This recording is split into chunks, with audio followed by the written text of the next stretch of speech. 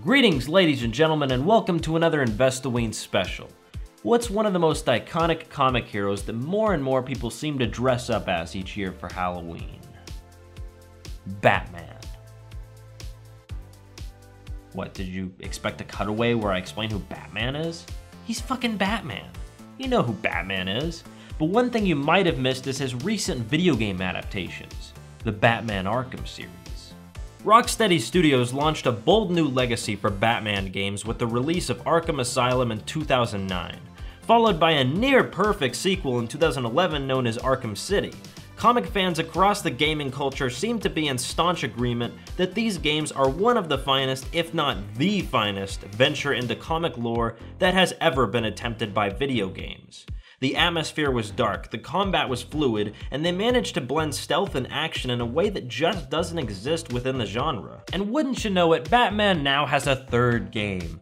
Yes, that's right, according to the media leading up to its release, Batman Arkham Origins is intended to explore a time where Batman wasn't quite at the top of his game yet, where he was fallible, he was able to make mistakes, he wasn't quite that super detective that we know and love today. So how does it stack up to the last two games? Let's take a look at Batman Arkham Origins. I know you're not here to see me suck the game's dick, so let's get the praise out of the way first, and then I'll delve deeper into more pressing matters. First of all, if you've played the last two games, then everything is right where you left it, and I mean exactly where you left it.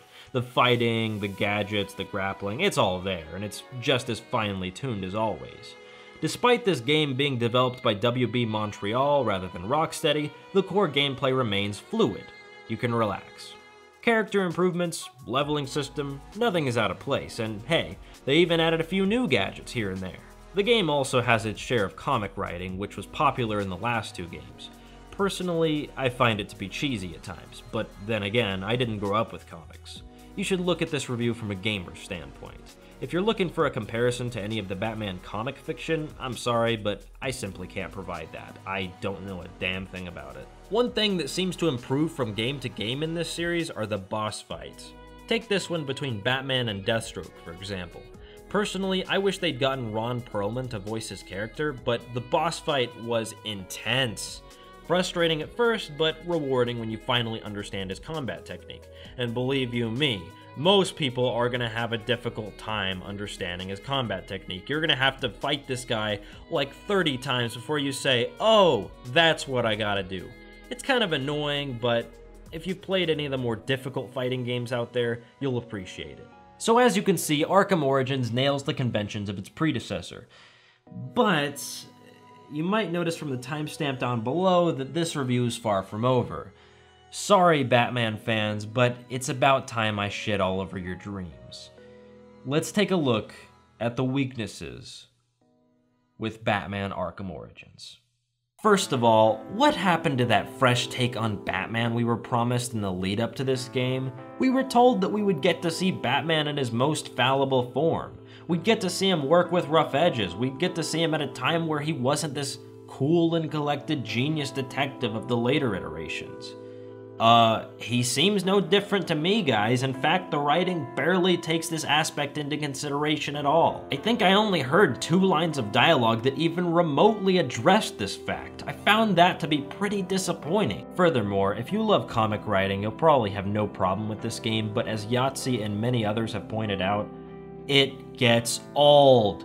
Please spend time developing your characters rather than just assuming we know everything about them. My knowledge of Deathstroke comes from Teen Titans, and clearly the guy in this game is nothing like him, so how am I supposed to feel about the guy? There aren't really any problems with the gameplay side of things, but considering it did borrow 90% of its mechanics from its predecessor, that's to be expected. Origins is basically a new story told with an old game, which can be infuriating for a reviewer like myself. I keep thinking to myself, haven't I basically played this before? Usually when I review a game, I play a good 6 to 8 hours, just intensely focused on it. This time, I had to break the play experience up into 3 separate occasions, simply because I kept hitting burnout. If you've had prolonged exposure to any of the previous Batman games, I think you're going to run into the same problem. Arkham Asylum revolutionized the comic hero action game, Arkham City perfected the comic hero action game, and Arkham Origins cashed in on the comic hero action game. Okay, if you just wanted me to be brutally honest with this game and just be blunt and get my opinion out there, here it is. First of all, yes, I had fun with the game. For the first couple hours, I had fun with the game. I was reliving the memories of the last two. But gaming is an interactive media, guys. It is at its core, most important aspect of it is the fact that it is interactive. The player can do things. We experience it. We don't just watch it unfold. And if you can do nothing new with the interactive side of the game, if you can do nothing new with the gameplay, why make it at all? Why? Why would you make a new game if there's no new gameplay? If it's the same thing done again, but with a new story? Why don't you just make that story with a book, or a comic, or a movie? Why make a new video game and put a $60 or $50 or $40 price tag on it? Why? It's not worth that money. Hell, if you want to make a new game, if it has to be a new game, but you just want to tell this story, make a DLC. Make a bonus disc. We have these features. We have this ability to add on to an existing game. You could take Arkham City, you can release a bonus disc, an expansion disc, a DLC. These things exist. On Steam, on Xbox, on PlayStation, doesn't matter. All this stuff is possible. So why did you make a new $60 or $50 or $40, depending on where you live, dollar disc?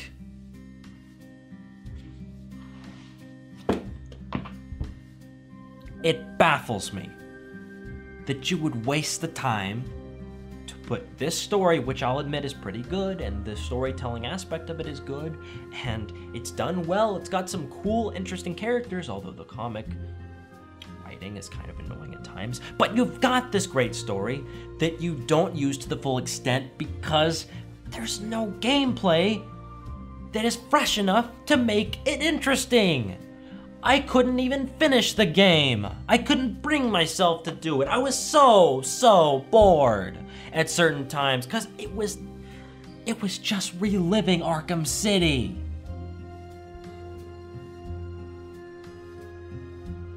That's all I have to say about it. If you disagree, you can leave your comment below. But for now, I'm Batman, and I've gotta go. See you later.